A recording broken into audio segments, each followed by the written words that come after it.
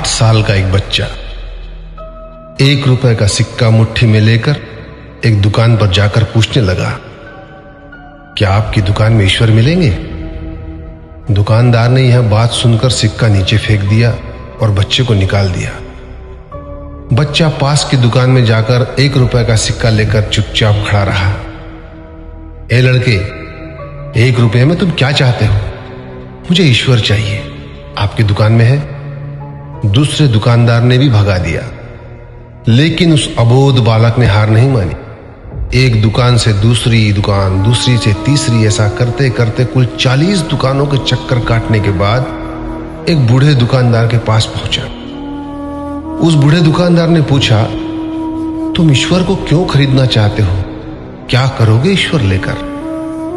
पहली बार एक दुकानदार के मुंह से यह प्रश्न सुनकर बच्चे के चेहरे पर आशा की किरणें लहराई। लगता है इसी दुकान पर ही ईश्वर मिलेंगे।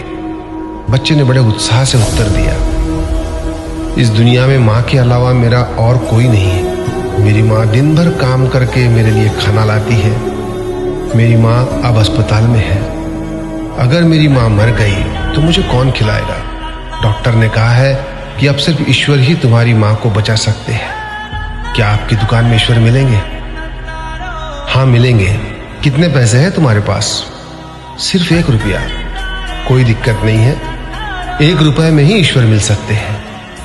दुकानदार ने बच्चे के हाथ से 1 रुपया लिया और उस 1 रुपए के अंदर 1 गिलास पानी के अलावा बेचने के लिए उसके पास कुछ भी नहीं था।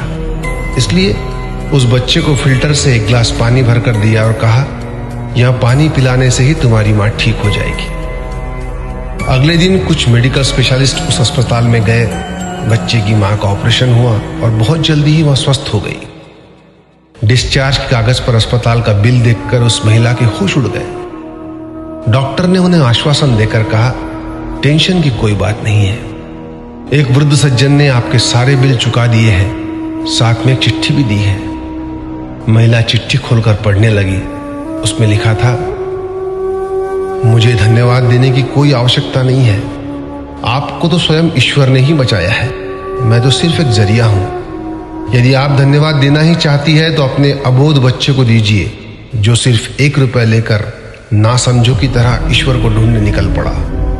उसके मन में यह दृढ़ विश्वास था कि एकमात्र ईश्वर ही आपको बचा सकते हैं। विश्वास इसी को कहते हैं। ईश्वर को ढूंढने के लिए करोड़ों रुपए दान करने की जरूरत नहीं होती। यदि मन में अटूट विश्वास हो तो वे 1 रुपए में भी मिल सकते हैं। आइए इस महामारी से बचने के लिए हम सभी मन से ईश्वर को ढूंढें, उनसे प्रार्थना करें। आपका दिन शुभ हो।